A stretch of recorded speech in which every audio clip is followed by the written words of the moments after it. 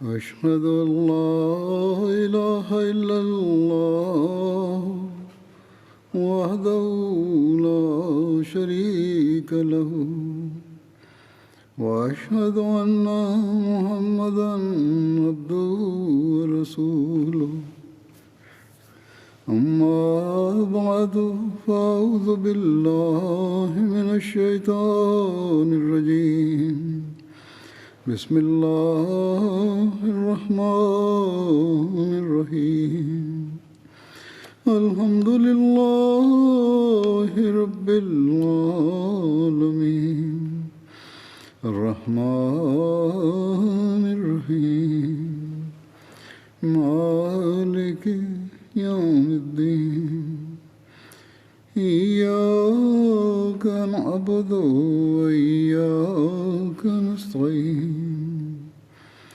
اهدنا الصراط المستقيم صراط الذين أنعمت عليهم غير المغضوب عليهم ولا الضالين.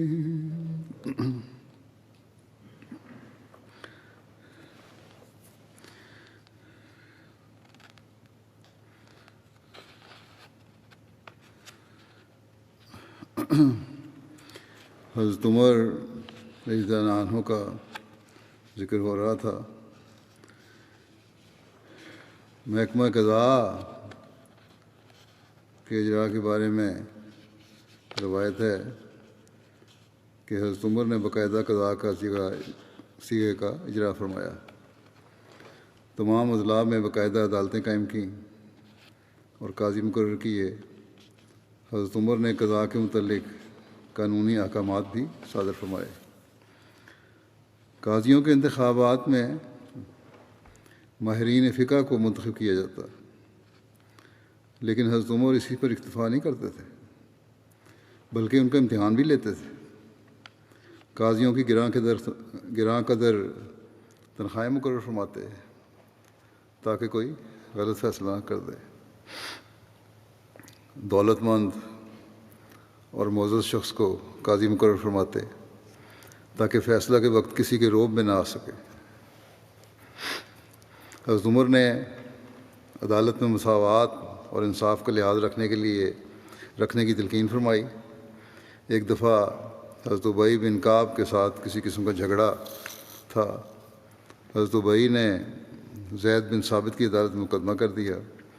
زید نے حضرت عمر اور ابی کو بلایا اور حضرت عمر کی تعظیم کی تو حضرت عمر نے فرمایا یہ تمہارا پہلا ظلم ہے. یہ کہہ کر ابی کے ساتھ جا کر بیٹھ گئے.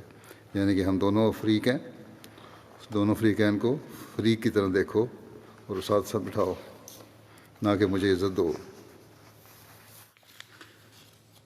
حضرت مسلم موعود رضی اللہ عنہ اس واقعے کا تذکرہ کرتے ہوئے یوں بیان فرماتے ہیں کہ حضرت عمر خلیفہ ثانی کا ایک دفعہ جھگڑا ابی بن کعب سے ہو گیا. قاضی کے پاس معاملہ پیش ہوا. انہوں نے حضرت عمر کو بلوایا اور آپ نے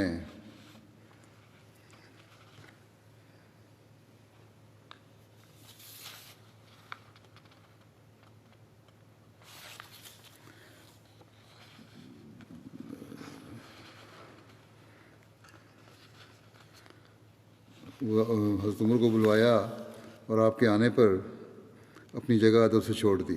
قاضی نے خلیفہ وقت ہیں.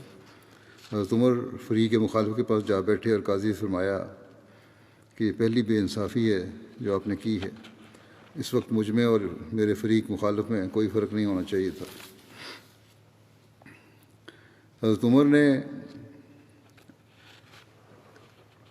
افتاء کا محکمہ بھی جاری فرمایا. قانون شریعت سے واقفیت کے لیے محکمہ افتاء کا قیام فرمایا اور چند صحابہ کو نامزد فرمایا کہ ان کے علاوہ کسی سے فتویٰ نہیں لیا جائے گا. ان میں حضرت علی، یعنی فتویٰ دینے والوں میں حضرت علی تھے، حضرت عثمان، حضرت معاذ بن جبل، حضرت عبد الرحمن بن عوف، حضرت ابی بن کعب، حضرت زید بن ثابت، حضرت ابو ہریرہ، حضرت ابو درداء تھے۔ ان لوگوں کے سوا اگر کوئی اور فتویٰ دیتا تو حضرت عمر اسے منع کر دیتے تھے۔ حضرت عمر ان مفتیان کی بھی وقتاً فوقتاً جانچ کرتے رہتے تھے۔ حضرت مسلمہ اس بارے میں فرماتے ہیں، ایک سیغہ فتویٰ کا ہے، رسول کریم صلی اللہ علیہ وسلم اور آپ کے بعد صحابہ، آپ کے بعد زمانہ خلفاء میں قاعدہ تھا کہ شرعی امور فتویٰ دینے کی ہر شخص کو اجازت نہ تھی۔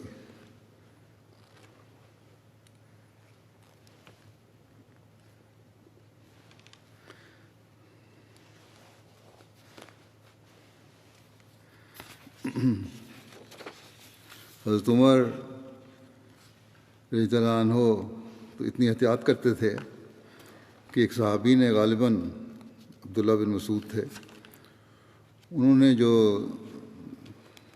دینی علوم میں بڑے ماہر بھی تھے اور ایک جلیل القدر انسان تھے، ایک دفعہ کوئی مسئلہ لوگوں کو بتایا اور اس کی اطلاع آپ کو پہنچی، یعنی حضرت عمر کو جب اس کی اطلاع پہنچی تو آپ نے فوراً ان سے جواب طلب کیا کہ کیا تم امیر ہو یا امیر نے تم کو مقرر کیا ہے کہ فتویٰ دیتے رہو؟ دراصل اگر ہر ایک شخص کو فتویٰ دینے کا حق ہو تو بہت سی مشکلات پیدا ہو سکتی ہیں اور عوام کے لیے بہت سے فتاویٰ ابتلاء کا موجب بن سکتے ہیں، کیونکہ بعض اوقات ایک ہی امر کے متعلق دو مختلف فتوے ہوتے ہیں اور دونوں صحیح ہوتے ہیں، یعنی کہ صورتحال کے مطابق فتویٰ دیا جاتا ہے۔ مسائل کو اگر گہرائی سے دیکھا جائے تو اس میں لچک ہوتی ہے، اس صورت میں یہ فتویٰ ہوگا، اس صورت میں یہ فتویٰ ہوگا، مگر عوام کے لیے یہ سمجھنا مشکل ہو جاتا ہے کہ دونوں کس طرح درست ہیں، اس لیے وہ پھر ابتلاء میں پڑ جاتے ہیں۔ پھر اسی طرح محکمہ پولیس کا اجرا کیا۔ حضرت عمر نے ملک میں امن قائم رکھنے کی خاطر احداث یعنی پولیس کا محکمہ قائم فرمایا۔ اس محکمے کو احتساب، امن و امان، بازار کی نگرانی وغیرہ کے اختیارات دیے تھے، یعنی کہ لوگوں کو دیکھنا کہ صحیح طرح ان باتوں پر عمل درآمد ہو رہا ہے کہ نہیں، کسی کے حق مارے جا رہے ہیں تو ان کو ادائیگی کروانا، جو انتظامی معاملات تھے میں سے جب تک ہے جب تک قاضی کے پاس معاملہ نہیں جاتا۔ امن و امان، بازار کی نگرانی وغیرہ، یہ ساری نگرانی کے اختیارات تھے۔ حضرت عمر نے باقاعدہ جیلیں بھی بنوائیں، اس سے قبل جیلوں کا رواج نہیں تھا، سخت سزائیں بھی دی جاتی تھیں مجرموں کو۔ پھر اسی طرح بیت المال کا قیام ہے۔ حضرت عمر سے قبل جو بھی مال آتا وہ فوری تقسیم ہو جاتا۔ حضرت ابوبکر کے دور میں ایک مکان خرید کر بیت المال کے لیے وقف کیا گیا، لیکن وہ بند ہی رہتا تھا کیونکہ جو بھی مال آتا اسی وقت تقسیم ہو جاتا تھا۔ 15 ہجری میں بحرین سے 5 لاکھ کی رقم آئی تو حضرت عمر نے صحابہ سے مشورہ کیا کہ اس رقم کا کیا کیا جائے۔ ایک رائے یہ تھی کہ سلاطین شام میں خزانے کا محکمہ قائم ہے، چنانچہ اس رائے کو حضرت عمر نے پسند فرمایا اور مدینہ میں بیت المال کی بنیاد ڈالی۔ حضرت عبداللہ بن ارقم کو خزانے کا افسر مقرر کیا گیا۔ بعد میں مدینہ کے علاوہ تمام صوبہ جات اور ان کے صدر مقامات میں بیت المال قائم کیے گئے۔ حضرت عمر عمارتوں کی تعمیر میں کفایت شعری سے کام لیتے تھے، مگر بیت المال کے لیے نہایت مستحکم اور شاندار عمارتیں بنوایا کرتے تھے۔ بعد میں ان پر پہرے دار بھی مقرر کیے گئے تھے، سیکیورٹی کا پورا نظام تھا اس کے لیے۔ بیت المال کے مال کے متعلق حضرت عمر خود حفاظت فرماتے تھے۔ ایک واقعہ تاریخ میں آتا ہے کہ حضرت عثمان بن عفان کے ایک آزاد کردہ غلام بیان کرتے ہیں کہ ایک روز شدید گرمی تھی، میں حضرت عثمان کے ہمراہ عالیہ مقام میں ان کے پاس مویشیوں کے پاس تھا۔ عالیہ جو ہے یہ مدینہ سے نجد کی جانب 4 سے 8 میل کے درمیان کی وادی ہے۔ اسے عالیہ کہتے ہیں، آپ نے ایک آدمی کو دیکھا جو دو نوجوان اونٹ ہانک کر لے جا رہا تھا. یعنی حضرت عثمان نے دیکھا کہ ایک آدمی آ رہا ہے، اور جوان اونٹ اس کے آگے آگے چل رہے ہیں، اور زمین شدید گرم تھی. اس پر حضرت عثمان نے فرمایا، اس شخص کو کیا ہوا ہے؟ اگر یہ مدینے میں رہتا اور موسم ٹھنڈا ہونے کے بعد نکلتا تو اس کے لیے بہتر ہوتا. جب وہ شخص قریب آیا تو حضرت عثمان نے، ان کے ملازم کہتے ہیں کہ حضرت عثمان نے مجھ سے فرمایا کہ دیکھو یہ کون ہے. میں نے کہا چادر میں لپٹا ہوا ایک شخص ہے جو دو نوجوان اونٹ ہانک رہا ہے. پھر وہ شخص اور قریب ہوا تو حضرت عثمان نے پھر فرمایا کہ دیکھو کون ہے. میں نے دیکھا تو حضرت عمر بن خطاب تھے. میں نے عرض کی یہ تو امیر المومنین ہیں.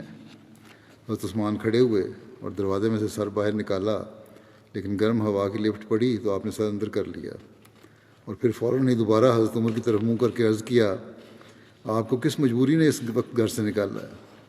حضرت عمر نے فرمایا، صدقے کے اونٹوں میں سے یہ دو اونٹ پیچھے رہ گئے تھے، ان کے علاوہ باقی سارے اونٹ ہانک کر لے جائے جا چکے تھے، تو میں نے چاہا کہ ان کو چراگاہ میں لے جاؤں.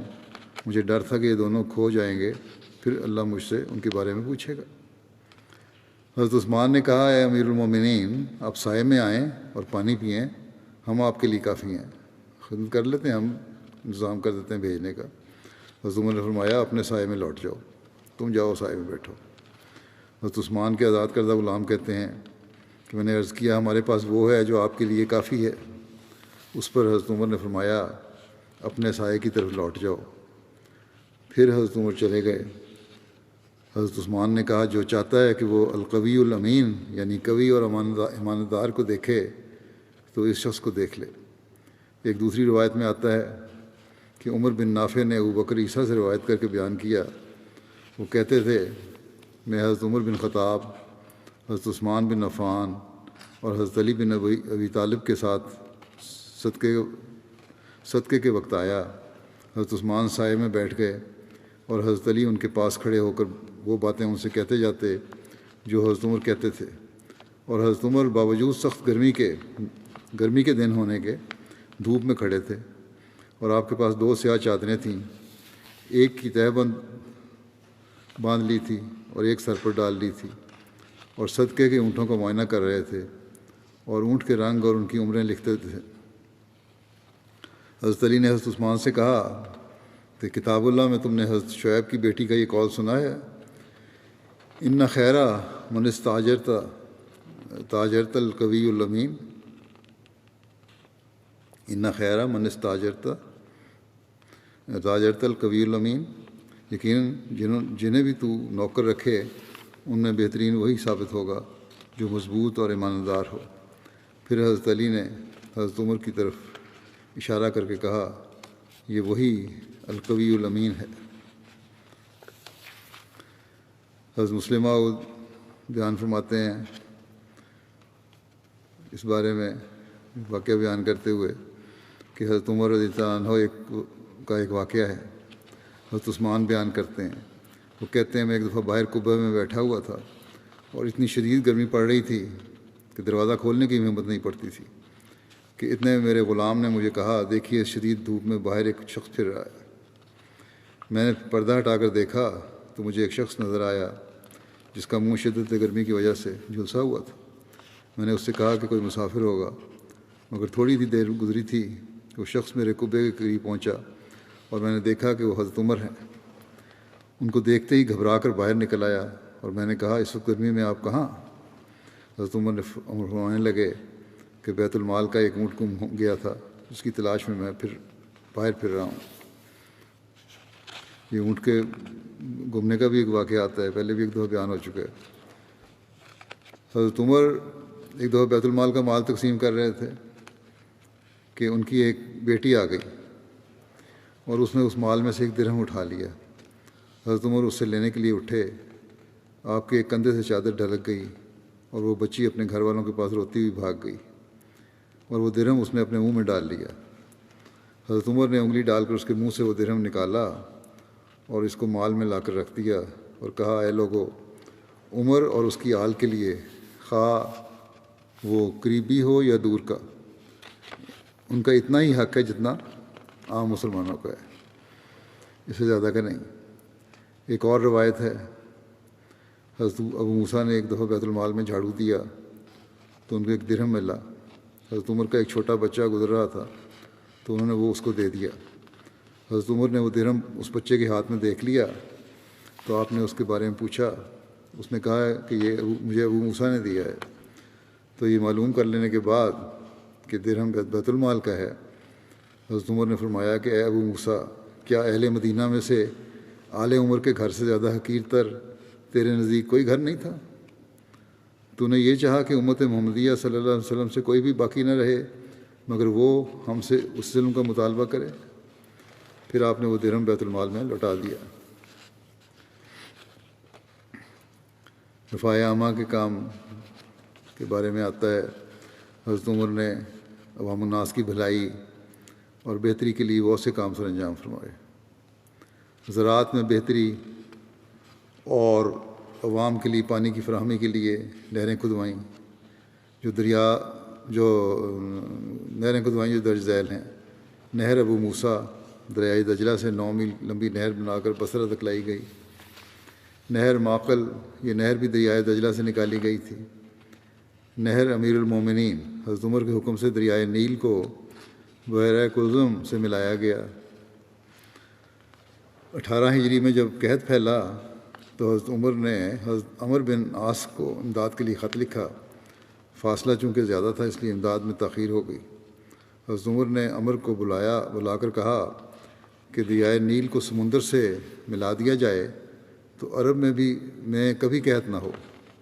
عمر نے واپس جا کر، گورنر تھے وہاں کے، فسطاط سے بحیرہ کلزم تک نہر تیار کروائی جس کے ذریعہ بحری جہاز مدینے کی بندرگاہ جدہ تک پہنچ جاتے۔ یہ نہر 29 میل لمبی تھی اور 6 ماہ کے عرصے میں تیار کر لی گئی۔ حضرت عمر بن عاص نے بحیرہ روم اور بحیرہ کلزم کو آپس میں ملانے کا ارادہ کیا اور چاہا کہ فرما کے پاس سے جہاں بحیرہ کلزم اور بحیرہ روم میں 70 میل کا فاصلہ تھا، نہر نکال کر ان کو ملا دیا جائے۔ فرما مصر کے نواب میں ایک ساحلی شہر تھا، لیکن حضرت عمر یونانیوں کے ہاتھوں حاجیوں کے لوٹے جانے کے ڈر سے اس پر رضامند نہ ہوئے۔ اگر عمر بن عاص کو اجازت مل جاتی تو یہ نہر سویز کی ایجاد عربوں کے حصے میں آتی جو بعد میں بنائی گئی تھی۔ مختلف تعمیرات حضرت عمر نے عوام الناس کی سہولت کے لیے مختلف عمارتیں تعمیر کروائیں۔ ان میں مساجد، عدالتیں، فوجی چھاونیاں، بیرکس، ملکی تعمیراتی کاموں کے لیے مختلف دفاتر، سڑکیں، پل، مہمان خانے، چوکیاں، سرائیں وغیرہ۔ مدینے سے مکے تک ہر منزل پر چشمے اور سرائیں بنوائیں، چوکیاں بھی تعمیر کروائیں، یعنی سیکورٹی کا بھی انتظام رہے اور لوگوں کی رہائش کے لیے، آرام کرنے کے لیے ہوٹل وغیرہ بھی، سرائے بھی میسر آ جائیں۔ حضرت عمر نے شہروں کی آباد کاری کے بارے میں آتا ہے کہ حضرت عمر نے اپنے دور خلافت میں متعدد نئے شہر آباد فرمائے۔ آپ نے ان کو آباد کرتے وقت دفاعی، معاشی اور اقتصادی فوائد کو مد نظر رکھا۔ ان شہروں کے محل وقوع کا انتظام حضرت عمر کی جنگی بصیرت، سیاست اور آباد کاری کے اصولوں پر دقیق نظر پر دلالت کرتا ہے۔ یہ شہر حالت جنگ اور حالت امن دونوں میں فائدہ مند تھے۔ حضرت عمر کی کوشش ہوتی کہ عرب کی جو سرحد عجم سے ملی ہوئی ہے وہاں شہر آباد ہوں تاکہ اچانک حملے سے بچا جا سکے۔ ان شہروں کا محل وقوع اس طرح ہوتا جو عربوں کو موافق ہوتا۔ ان شہروں کے ایک طرف عرب کی سرزمین ہوتی جو چراگاہ کا کام دیتی، اور دوسری طرف عجمی سرزمین کے سرسبز علاقے ہوتے جہاں سے پھل، غلہ اور دوسری اشیاء میسر ہوتی، یعنی زراعت دوسری طرف کی جاتی تھی۔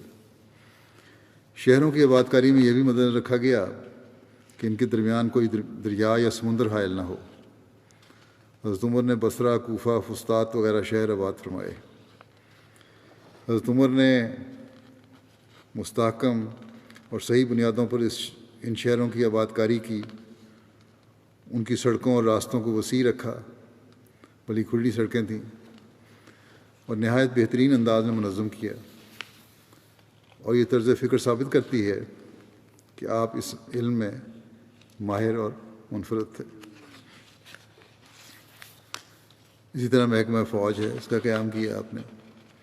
حضرت عمر نے باقاعدہ فوج کی ترتیب کی اور تنظیم سازی کی،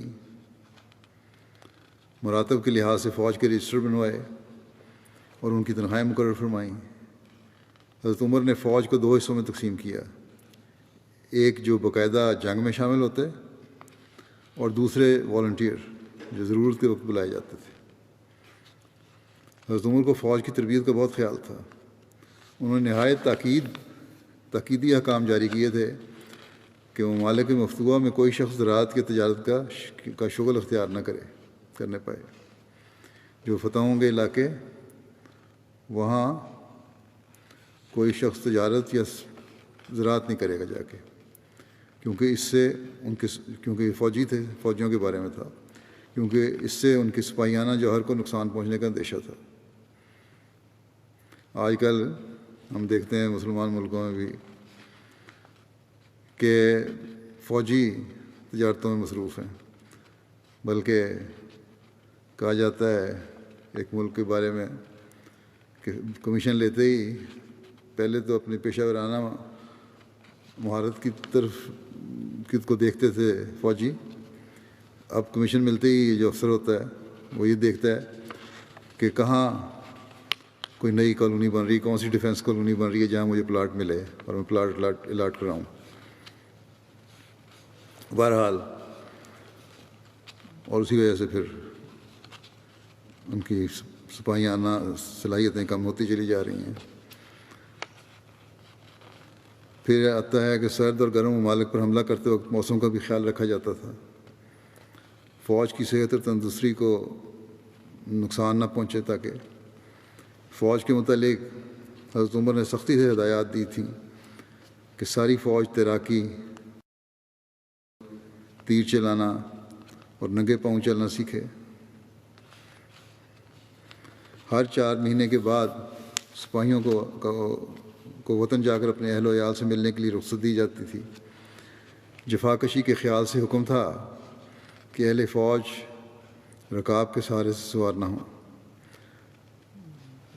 گھوڑے پر سوار ہونے کے لیے رکاب میں پاؤں ڈال کے نہیں سوار ہونا، بلکہ چھلانگ مار کے سوار ہونا۔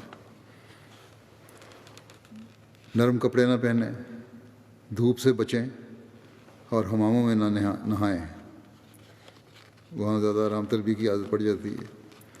حضرت عمر بہار کے موسم میں فوج کو سرسبز اور شاداب علاقوں میں بھیج دیتے تھے۔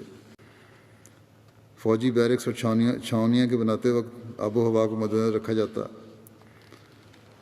یہ بھی ضروری تھا کہ سرسبز علاقوں میں فوجوں کو بھیجا جائے تاکہ وہاں ان کی تازہ فضا سے صحت بھی اچھی رہے۔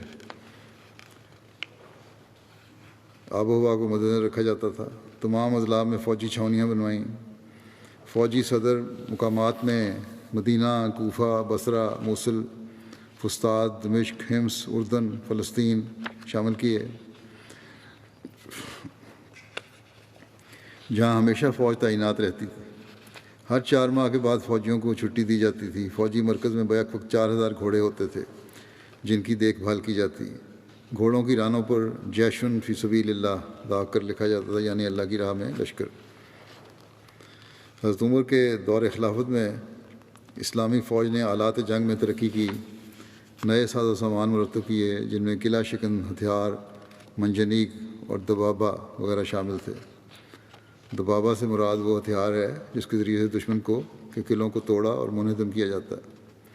اس کے اندر آدمی بیٹھتے اور قلعے کی دیواروں میں سوراخ کر کے اس کی دیواریں گرائی جاتی۔ اسلامی حکومت کے ماتحت غیر اقوام کے لوگ بڑے بڑے اعلیٰ عہدوں پر فائز رہے۔ یہ نہیں کہ صرف مسلمانوں کو اعلیٰ عہدے دیے جاتے تھے، بلکہ غیر مسلموں کو بھی اور غیر قوموں کے لوگوں کو بھی اعلیٰ عہدے دیے جاتے تھے۔ حضرت مسلم موعود بیان فرماتے ہیں کہ رسول کریم صلی اللہ علیہ وسلم کے خلفاء کے زمانے میں بھی، حالانکہ ابھی ملک میں پرامن طور پر ساری قومیں نہیں بسی تھیں، ان حقوق کو تسلیم کیا جاتا تھا۔ چنانچہ علامہ شبلی اس کا ذکر کرتے ہوئے لکھتے ہیں کہ حضرت عمر نے صیغہ جنگ کو جو وسعت دی تھی، اس کے لیے کسی قوم اور کسی ملک کی تخصیص نہ تھی، یہاں تک کہ مذہب و ملت کی بھی کچھ قید نہ تھی۔ والنٹیئر فوج میں تو ہزاروں مجوسی شامل تھے، یعنی ایسے لوگ جو خدا کو نہیں مانتے، آتش پرست تھے، سورج پرست تھے، وہ بھی شامل تھے جن کو مسلمانوں کے برابر مشاہرے ملتے تھے۔ فوجی نظام میں بھی مجوسیوں کا پتہ ملتا ہے۔ اسی طرح لکھتے ہیں کہ یونانی اور رومی بہادر بھی فوج میں شامل تھے۔ چنانچہ فتح مصر میں ان میں سے 500 آدمی شریک جنگ تھے۔ اور جب آج پاکستان میں یہ کہتے ہیں جی احمدیوں کو فوج سے نکالو، بڑی نازک سینسیٹیو پوسٹیں ہیں یہ، حالانکہ اگر تاریخ پڑھیں تو سب سے زیادہ قربانیاں افسروں نے، احمدی افسروں نے دی ہیں پاکستانی خاطر۔ بہرحال یہ تو ان کے اپنے فعل ہیں۔ حضرت عمر کے بارے میں آتا ہے، اور جب عمر بن عاص نے فسطاطہ آباد کیا تو یہ جدا گانہ محلے میں آباد کیے گئے۔ یہودیوں سے بھی سلسلہ خالی نہ تھا، چنانچہ مصر کی فتح میں ان میں سے 1000 آدمی اسلامی فوج میں شریک تھے۔ اسی طرح تاریخ سے ثابت ہے کہ غیر اقوام کے افراد کو جنگی افسر بھی مقرر کیا جاتا تھا۔ غیر اقوام کے افراد کو جنگی افسر بھی مقرر کیا جاتا تھا۔ چنانچہ حضرت عمر کے زمانے میں ایرانیوں کو بھی فوجی افسر مقرر کیا گیا۔ ان میں سے بعض کے نام بھی تاریخ میں موجود ہیں۔ علامہ شبلی نے 6 افسروں کے نام یہ لکھے ہیں: سیاح، خسرو، شہریار، شیرویہ، شہرویہ، افرودین۔ ان افسروں کو تنخواہیں بھی سرکاری خزانے سے ملتی تھیں اور باقاعدہ پے رول میں ان کا نام تھا۔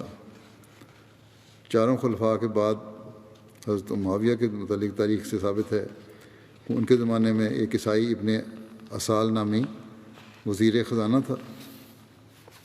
یہ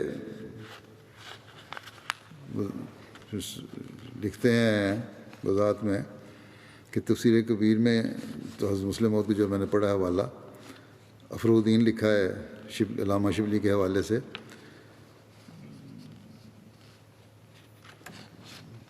ایسے ہی الفاروق میں بھی درج ہے، لیکن عربی کتب میں اس کا نام افروزین لکھا ہے، زال کے ساتھ بجائے دال کے۔ بہرحال یہ نام کا ذرا سا فرق ہے زال دال کا، اس پہ کیونکہ لوگ بحث شروع کر دیتے ہیں، اس لیے وضاحت کر دی ہے۔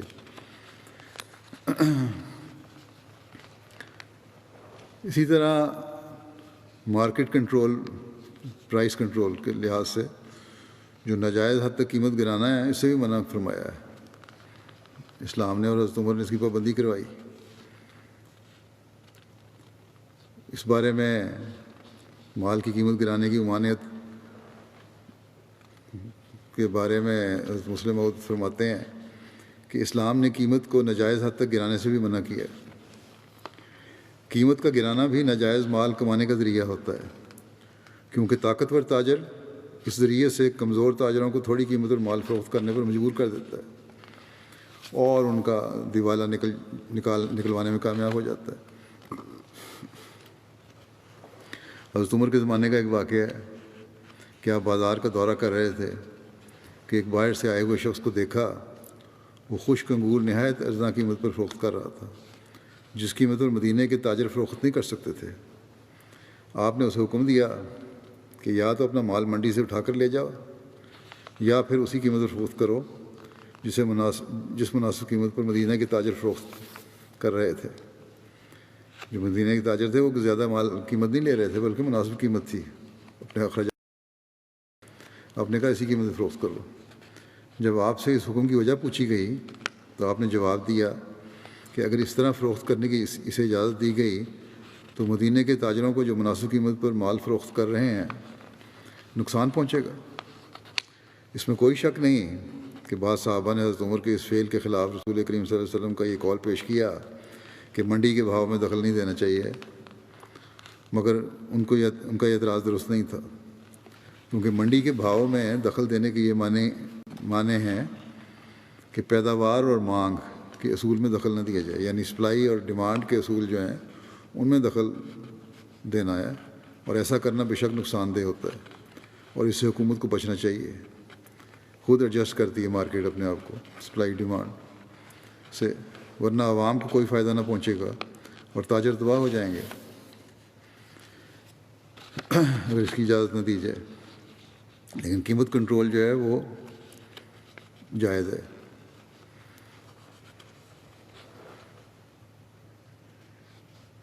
حضرت مسلم موعود اس تفصیل ایک اور جگہ یوں بیان فرماتے ہیں کہ شہری حقوق میں یہ بھی داخل ہے کہ لین دین کے معاملات میں خرابی نہ ہو۔ ہم دیکھتے ہیں کہ اسلام نے اس حق کو بھی نظر انداز نہیں کیا، چنانچہ اسلام نے بھاؤ کو بڑھانے اور مہنگا سودا کرنے سے روکا ہے، اسی طرح دوسروں کو نقصان پہنچانے اور ان کو تجارت میں فیل کرنے کے لیے بھاؤ کو گرا دینے سے بھی منع فرمایا ہے، کم قیمت کرنے سے بھی منع ہے مقابلے میں۔ ایک دفعہ مدینہ میں ایک شخص ایسے ریٹ پر انگور بیچ رہا تھا جس ریٹ پر دوسرے دکاندار نہیں بیچ سکتے تھے۔ حضرت عمر پاس سے گزرے تو انہوں نے اس شخص کو ڈانٹا، کیونکہ اس طرح باقی دکانداروں کو نقصان پہنچتا تھا۔ غرض اسلام نے سودا مہنگا کرنے سے بھی روک دیا اور بھاؤ کو گرا دینے سے بھی روک دیا، تاکہ نہ دکانداروں کا نقصان ہو اور نہ پبلک کا نقصان ہو۔ تعلیم کے نظام کے بارے میں آتا ہے کہ حضرت عمر نے تعلیم کو نہایت ترقی دی، تمام ممالک میں مدرسے قائم کیے جن میں قرآن مجید، حدیث، فقہ کی تعلیم دی جاتی، کبار علماء صحابہ کو تعلیم و تربیت پر مأمور کیا گیا اور پڑھانے والوں کی تنخواہیں بھی مقرر کی گئیں۔ اسی طرح ہجری کیلنڈر کا آغاز کس طرح ہوا، اس بارے میں روایات میں آتا ہے۔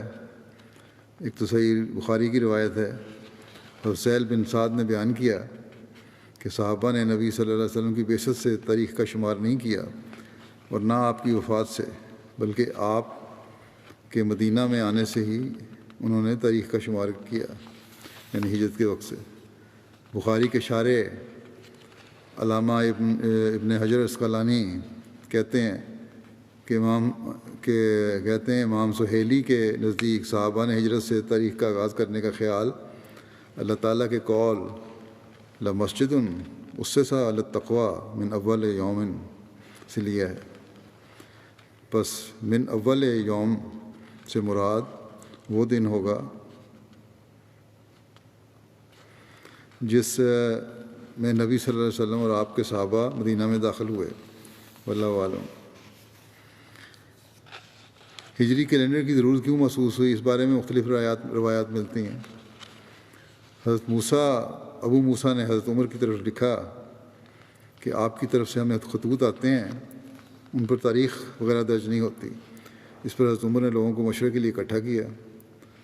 علامہ ابن حجر کہتے ہیں کہ بخاری نے کتاب الادب میں اور حاکم نے میمون بن مہران کے واسطے سے روایت کی ہے کہ حضرت عمر کی خدمت میں ایک چیک پیش کیا گیا جس کی میعاد شعبان تھی۔ آپ نے فرمایا، کون سا شعبان؟ کیا وہ جو گزر گیا، یا وہ جس میں سے ہم گزر رہے ہیں، یا وہ شعبان جو آئے گا؟ آپ نے فرمایا، لوگوں کے لیے کوئی تاریخ متعین کرو جو سب کو معلوم رہے۔ ابن سیرین کہتے ہیں کہ ایک شخص یمن سے آیا اور اس نے کہا، میں نے یمن میں ایک چیز دیکھی جسے وہ تاریخ کہتے ہیں، وہ اسے یوں لکھتے ہیں کہ فلاں سال اور فلاں مہینہ۔ حضرت عمر نے فرمایا، یہ عمدہ طریق ہے، تم بھی تاریخ لکھو۔ ہجری تقویم کا آغاز کس نے کیا، یہ کیلنڈر کا آغاز، اس بارے میں متفرق آ رہا ہے۔ پہلے قول کے مطابق نبی کریم صلی اللہ علیہ وسلم نے تاریخ مرتب کرنے کا ارشاد فرمایا اور ربیع الاول میں تاریخ لکھی گئی۔ چنانچہ حاکم نے اپنی کتاب الاقلیل میں ابن شہاب زہری سے روایت کی ہے کہ ان النبی صلی اللہ علیہ وسلم لما قدم المدینہ امرا بالتاریخ فکتبہ فی الربیع الاول، جب نبی کریم صلی اللہ علیہ وسلم مدینہ تشریف لائے تو آپ نے تاریخ لکھنے کا ارشاد فرمایا، پس وہ ربیع الاول میں لکھی گئی۔ علامہ ابن حجر کہتے ہیں کہ روایت موزل ہے۔ موزل سے مراد ہے وہ روایت ہوتی ہے جس کی سند میں پے در پے دو یا زیادہ راوی ساقط ہوں۔ ایک اور روایت میں ہے کہ تاریخ کی ابتدا اس دن سے ہوئی جس دن رسول کریم صلی اللہ علیہ وسلم ہجرت فرما کر مدینہ تشریف لائے، اور مشہور بات اس کے برعکس ہے، اور وہ یہ کہ تاریخ تقویم ہجری حضرت عمر کے دور خلافت میں قائم ہوئی۔ سبل الہدیٰ والرشاد فی سیرت خیر العباد کے مصنف محمد بن یوسف صالح کہتے ہیں کہ ابن صلاح نے کہا ہے کہ انہوں نے ابو طاہر مہامش کی کتاب الشروط میں یہ لکھا ہوا دیکھا ہے کہ رسول اللہ صلی اللہ علیہ وسلم نے تاریخ لکھنے کا ارشاد فرمایا تھا، کیونکہ جب آپ نے نجران کے عیسائیوں کی طرف خط لکھنے کا ارشاد فرمایا تو حضرت علی سے فرمایا اس میں لکھو لخمس من الہجرت، یعنی ہجرت کے بعد 5واں سال، بس اس لحاظ سے پہلے مورخ رسول اللہ صلی اللہ علیہ وسلم ہیں، اور حضرت عمر نے اس میں آپ صلی اللہ علیہ وسلم کی اتباع کی ہے۔ دوسرے قول کے مطابق حضرت یعلا بن امیہ نے تاریخ کا آغاز کیا جو یمن کے رہنے والے تھے۔ امام احمد نے اس کو بیان کیا ہے، لیکن اس میں انقطاع ہے، یعنی عمر اور یعلا کے درمیان میں۔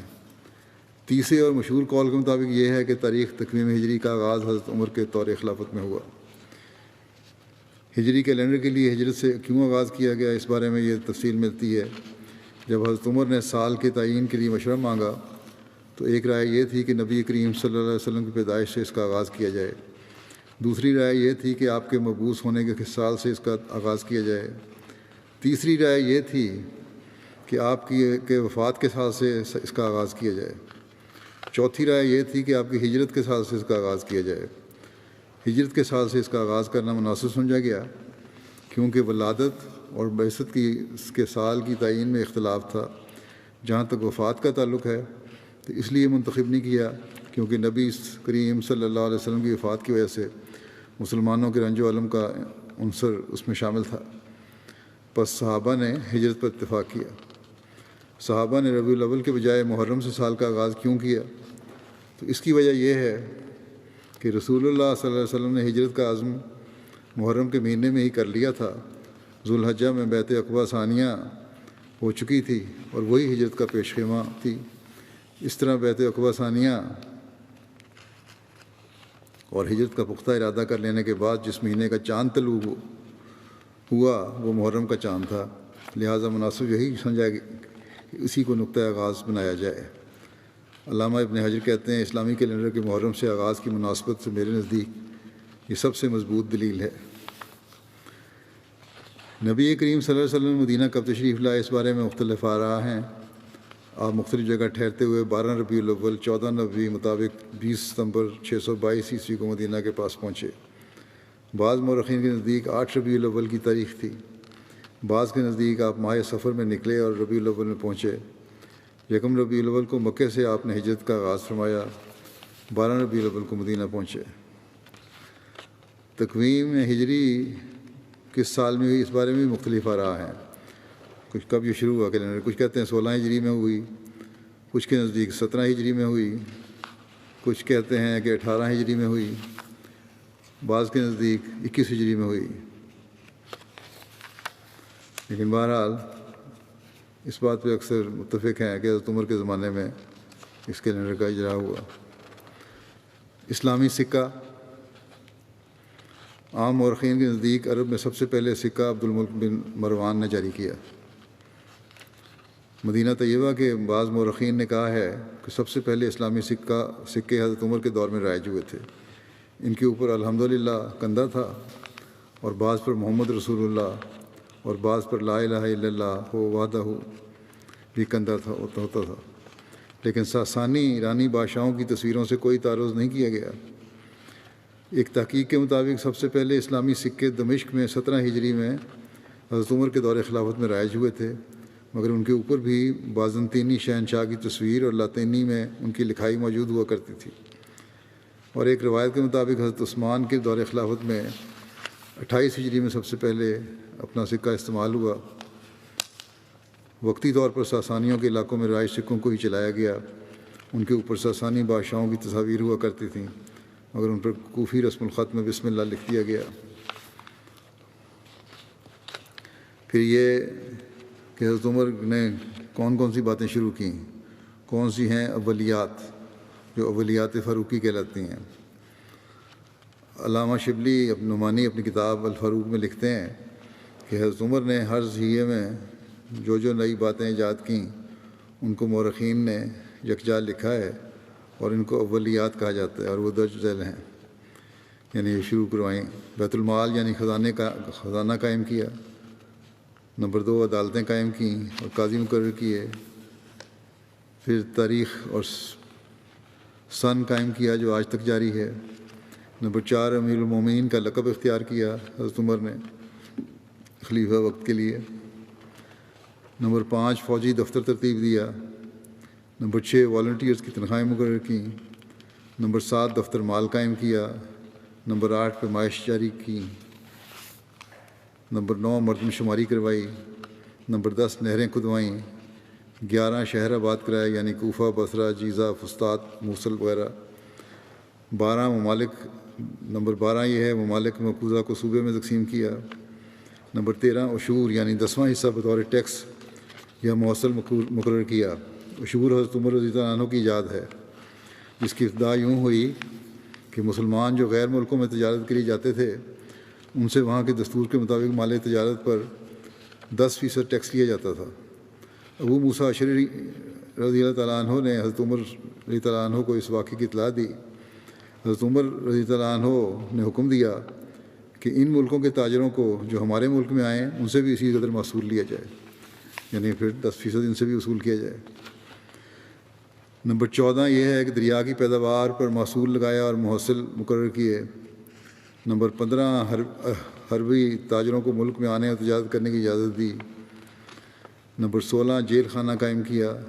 نمبر 17، درے کا استعمال کیا۔ نمبر 18، راتوں کو گشت کر کے رعایا کے دریافت حال کا طریق نکالا۔ نمبر 19، پولیس کا محکمہ قائم کیا۔ نمبر 20، جا بجا فوجی چھاونیاں قائم کیں۔ نمبر 21، گھوڑوں کی نسلوں میں اصیل اور مجنس کی تمیز قائم کی جو اس وقت تک عرب میں نہ تھی۔ نمبر 22، پرچہ نویس مقرر کیے۔ نمبر 23، مکہ مکرمہ سے مدینہ منورہ تک مسافروں کے آرام کے لیے مکانات بنوائے۔ 24، لاوارث بچوں کی پرورش کے لیے روزینے مقرر کیے۔ 25، مختلف شہروں میں مہمان خانے تعمیر کرائے۔ 26، یہ قاعدہ قرار دیا کہ اہل عرب گو کافر ہوں غلام نہیں بنائے جا سکتے۔ 27، مفلوق الحال عیسائیوں اور یہودیوں کے روزینے مقرر کیے۔ 28، مکاتب قائم کیے۔ 29، معلم اور مدرسوں کے مشاعرے مقرر فرمائے، تنخواہیں مقرر کیں۔ 30، حضرت ابوبکر کو اسرار کے ساتھ قرآن مجید کی ترتیب پر آمادہ کیا اور اپنے اہتمام سے اس کام کو پورا کیا۔ 31، قیاس کا اصول قائم کیا۔ 32، فرائض میں اول کا مسئلہ ایجاد کیا، نان نفقے کے لیے عیال میں شامل کرنا بعض لوگوں کو۔ 33، نماز تراویح جماعت سے قائم کی۔ 34، 3 طلاقوں کو جو ایک ساتھ دی جاتی ہیں طلاق بائن قرار دیا، یہ تو سزا کے طور پر بھی کیا تھا آپ نے۔ 35، شراب کی حد کے لیے 80 کوڑے مقرر کیے۔ 36، تجارت کے گھوڑوں پر زکوٰۃ مقرر کی۔ 37، بنو صالب کے عیسائیوں پر بجائے جزیہ کے زکوٰۃ مقرر کی۔ 38، وقف کا طریقہ ایجاد کیا۔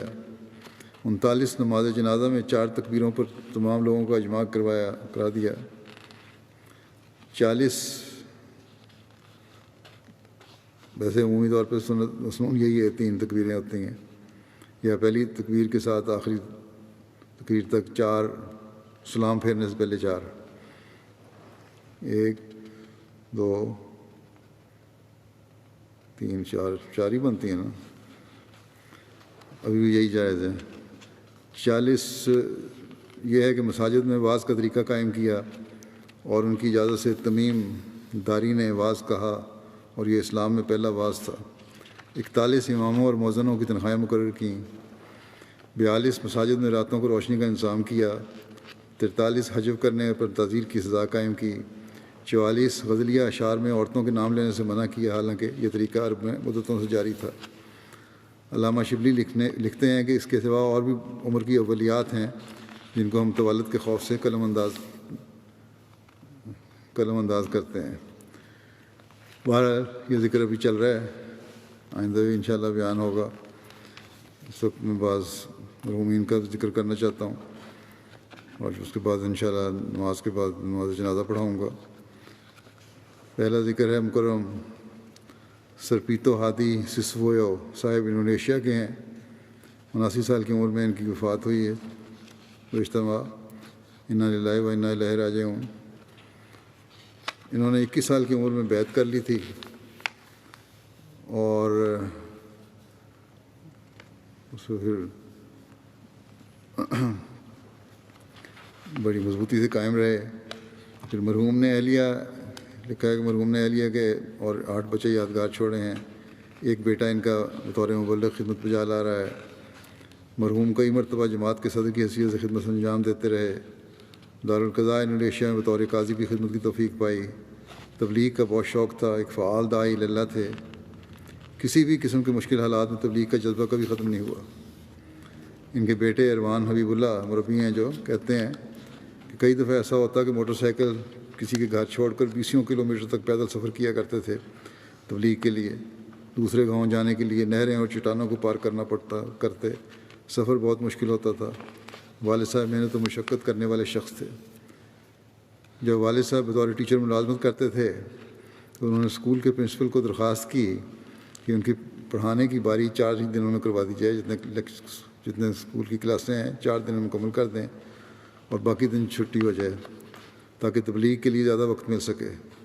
جمعرات میں اسکول سے فارغ ہو کر سیدھا تبلیغ کے لیے جاتے اور اتوار کی شام کو ہی گھر واپس آتے تھے، بلکہ بعض دفعہ سوموار کی صبح گھر آتے۔ بشارت احمد صاحب مربی سلسلہ لکھتے ہیں کہ وسطی جاوا کے ونوسوبو علاقے میں 10 جماعتیں آپ کے ذریعے سے قائم ہوئیں۔ ہر حالت میں تہجد کا خاص اہتمام کرتے تھے، ہر سطح کے لوگوں سے بڑی عزت اور نرمی سے پیش آتے تھے۔ ایک بار آپ نے کہا کہ میری خواہش ہے کہ آخری ایام تک تبلیغ میں مصروف رہوں، اسی میں میری خوشی اور میری صحت کی کنجی تھی۔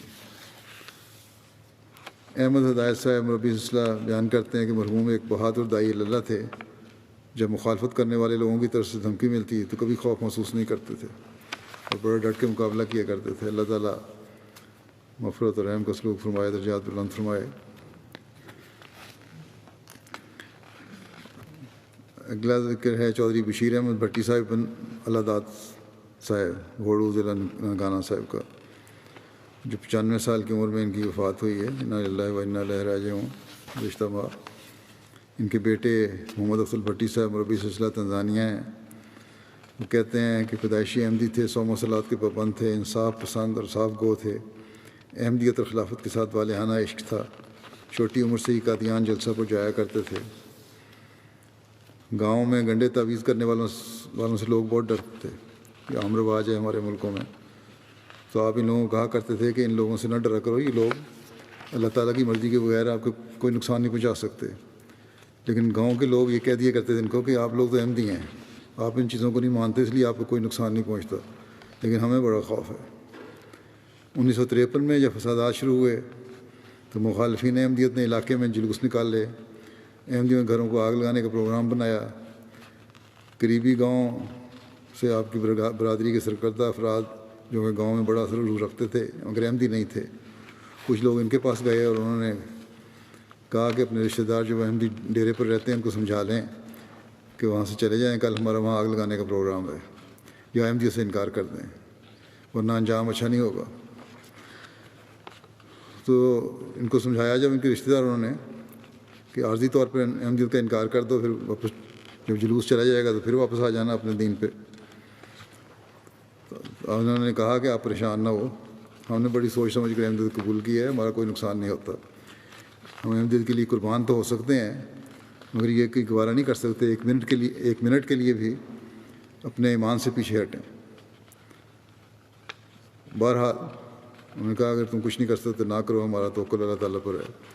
لیکن اللہ تعالیٰ نے ایسا انتظام کیا کہ جلوس بھی کچھ فاصلے تک آ کے خود بخود تتر بتر ہو گیا اور ان کو ضرورت نہیں ہوئی ان کے ڈیرے تک آنے کی۔ عثمان خان میں 2 بیٹیاں اور 5 بیٹے شامل ہیں۔ ایک بیٹے مکرم افضل بھٹی صاحب مربی سلسلہ تنزانیہ میں ہیں، وہاں خدمت کی توفیق پا رہے ہیں۔ میدان عمل میں ہونے کی وجہ سے جنازہ اور تدفین میں شامل نہیں ہو سکے۔ اللہ تعالیٰ مرحوم کے درجات بلند فرمائے اور ان کے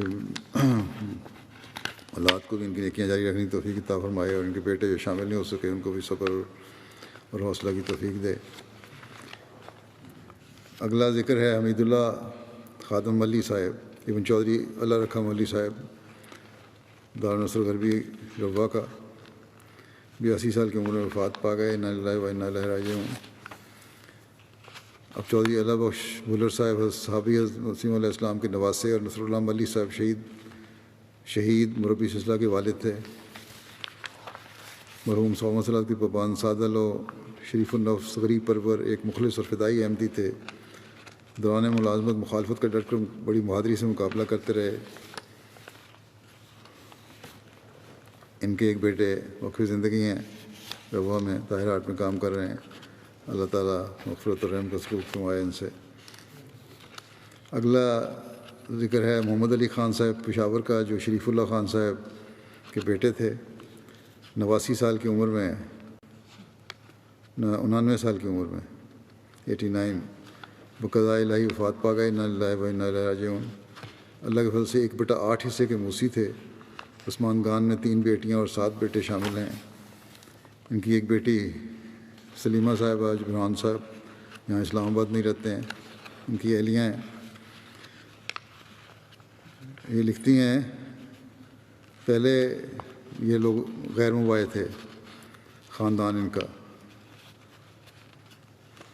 پھر 1954 میں خلیفہ ثانی کے ہاتھ پر بیعت کی اور تاحیات جماعت اور خلافت سے وابستہ رہے، اور دینی غیرت اور جماعت سے گہری وابستگی کا مظاہرہ کیا ہے ان کے والد نے۔ ان کے والد نے 1954 میں بیعت کی تھی، پہلے غیر مباح تھے۔ بہرحال اس کے بعد پھر ان کو جماعتی خدمت کی توفیق ملی، قائد ضلع قرآن علم میں رہے، پھر سیکٹری وسایہ، سیکٹری تعلیم القرآن وغیرہ رہے۔ کتب کا مطالعہ حضرت مسیح علیہ السلام کا بڑی گہرائی سے کیا کرتے تھے۔ قرآن کریم سے آپ کو بے پناہ محبت تھی، ہمیشہ آپ کو قرآن کریم کی تلاوت کرتے دیکھا۔ قرآن کریم کا بہت سا حصہ آپ کو زبانی یاد تھا۔ دعا گو، نیک، مہمان نواز، سچے اور کھرے انسان تھے۔ درود شریف کا بہت ورد کیا کرتے تھے، لوگوں کی مالی مدد بھی بہت کرتے تھے۔ ان کے غیر احمدی رشتہ داروں نے کہا ان کو کہ اگر آپ احمدیت چھوڑ دیں تو ہم آپ کے قدموں میں قربان ہونے کے لیے تیار ہیں۔ تو کہتے ہیں میرے والد نے ان کو جواب دیا، مجھے تمہاری قربانی کی کیا ضرورت ہے، میں تو خود قربان ہو چکا ہوں۔ اب میری بات سنو کہ مسیح موت کو مان لو، جس نے آنا تھا وہ آ گیا، اور اپنی زندگیوں سے سنوار لو۔ لیکن بہرحال انہوں نے کوئی توجہ نہیں دی۔ آہستہ آہستہ وہ سارے رشتہ دار ساتھ چھوڑ گئے، لیکن آپ احمدیت کے ساتھ تعلق میں دن بدن ترقی کرتے چلے گئے۔ اللہ تعالیٰ مغفرت اور رحم کا سلوک فرمائے، ان سے درجات بلند کرے۔ اگلا ذکر ہے صاحبزادہ مہدی لطیف صاحب میری لینڈ امریکہ کا، جو 87 سال کی عمر میں وفات پا گئے۔ انا للہ و انا الیہ راجعون۔ صاحبزادہ مہدی لطیف صاحب صاحبزادہ عبداللطیف شہید رضی اللہ عنہ کے پوتے، اور صاحبزادہ محمد طیب لطیف صاحب مرحوم کے بیٹے تھے۔ صاحبزادہ مہدی لطیف صاحب مرحوم اللہ تعالیٰ کے فضل سے موسی تھے۔ حضرت مسیح علیہ السلام کی کتب کا بہت وسیع مطالعہ کیا ہوا تھا۔ 5 وقتہ نمازوں اور تہجد کی ادائیگی باقاعدگی سے کیا کرتے تھے۔ خلافت احمدیت کے شہدائی تھے، بہت ہی عاجز اور منکسر مزاج شخصیت کے مالک تھے۔ آپ کو تبلیغ کا بہت شوق تھا اور ہمیشہ دوسروں کو بھی تبلیغ کرنے کی تلقین کیا کرتے تھے۔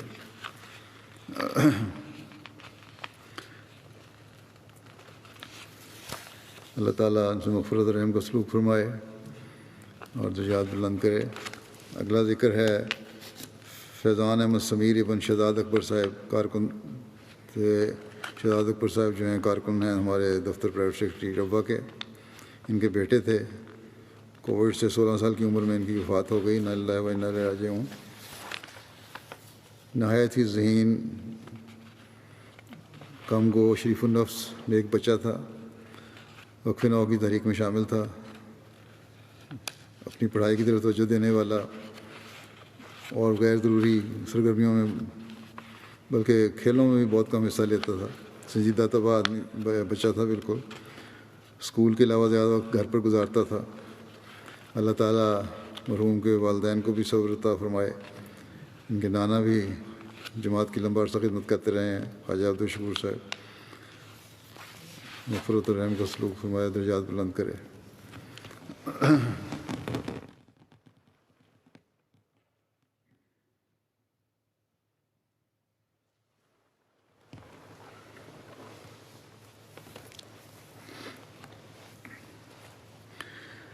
الحمد لله نحمده ونستعينه ونستغفره ونؤمن به ونتوكل عليه ونعوذ بالله من شرور أنفسنا ومن سيئات أعمالنا، من يهده الله فلا مضل له ومن يضلله فلا هادي له، ونشهد أن لا إله إلا الله ونشهد أن محمدا عبده ورسوله۔ عباد الله رحمكم الله، إن الله يأمر بالعدل والإحسان وإيتاء ذي القربى وينهى عن الفحشاء والمنكر والبغي، يعظكم لعلكم تذكرون۔ اذكروا الله يذكركم وادعوه يستجب لكم ولذكر الله أكبر۔